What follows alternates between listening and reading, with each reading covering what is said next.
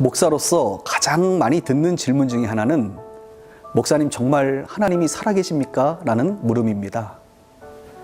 그러면 저는 확신 있고 진실하게 정말 살아계십니다라고 대답하죠. 그러면 하나님을 보여주세요라고 요구합니다. 그런데 어쩌죠? 하나님은 눈에 보이는 분이 아닌데요.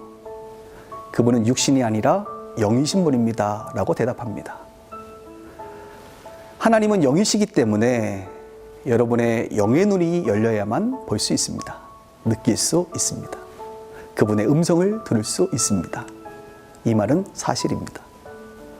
저뿐만 아니라 많은 기독교인들이 실제로 경험하며 살아갑니다. 여러분, 사랑은 눈에 보이지 않죠. 그러나 부모의 사랑, 연인들의 사랑이 있음을 우리는 압니다. 하나님이 살아계십니다. 여러분을 정말 사랑하시고요, 축복하십니다. 여러분이 살아가야 할 존재 이유, 여러분을 향한 특별한 계획이 있으십니다. 그 하나님을 만나셔야 합니다. 그런데 왜 대부분의 사람들은 그 하나님을 볼 수도, 만날 수도, 사랑을 느낄 수도 없을까요? 그 이유는 죄 때문입니다. 성경은 모든 사람이 죄를 범하였으므로 하나님을 만날 수 없다고 말합니다. 죄가 곧 하나님과 우리 사이를 갈라놓은 것이지요. 저는 가끔 임종을 앞둔 어르신들에게 기도해 주려고 갈 때가 있습니다. 병상에 누워있는 그분들의 손을 붙잡고 제가 진지하게 이렇게 묻습니다. 어르신, 그동안 긴 세월을 사셨는데 본인이 죄인이라고 생각하세요?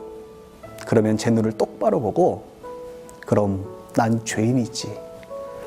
참 죄 많이 지었어 라고 대답하십니다. 저는 그 어르신들의 마지막 순간의 고백이 참으로 정직하다고 생각합니다. 여러분, 왜 사람들이 죄를 짓는 줄 아십니까? 죄인이기 때문에 죄를 짓는 것입니다. 아담의 죄로 세상에 죄가 들어왔고, 그 죄된 세상에서 태어나고 살아가는 우리는 죄의 바이러스에 오염이 돼요. 죄인으로 죄를 짓고 살아가는 것입니다. 그래서 그 죄가 하나님을 만날 수 없게 했습니다. 그러면 어떻게 해야 할까요? 어떻게 해야 하나님을 만나고 그분의 사랑을 경험할 수 있겠습니까? 당연히 죄의 문제를 해결해야 합니다. 그 죄가 하나님과 당신 사이를 가로막고 있기 때문입니다.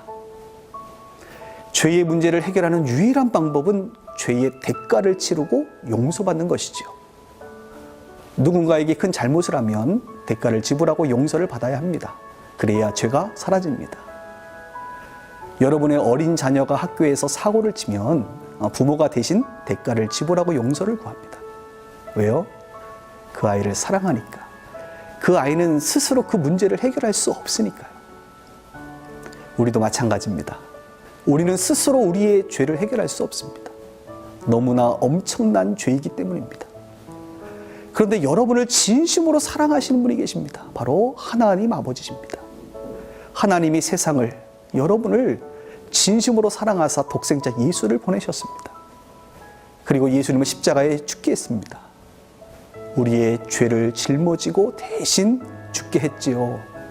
자기 아들을 말입니다. 왜요? 우리를 사랑하니까. 우리 스스로는 그 죄의 대가를 치를 수 없으니까 대신 치러주시는 것이죠. 기독교의 핵심이 무엇인지 아셨나요? 하나님은 살아계시고 나를 만나기 원하시는데 내 안에 있는 이 죄가 가로막고 있었던 것입니다. 하나님이 그럼에도 불구하고 나를 너무 사랑하셔서 자기 아들 예수를 보내시어 죄의 대가를 지불하고 용서함 받은 사람 되게 하신 것이지요. 이 진리가 여러분을 죄에서 자유케 한 것입니다. 이제 이 사실을 들었으니 마음으로 믿으시고 하나님 앞에 나아가십시오. 여러분, 가까운 건전한 교회 가서 자세히 더 알아보고 하나님을 만나시기를 축복합니다.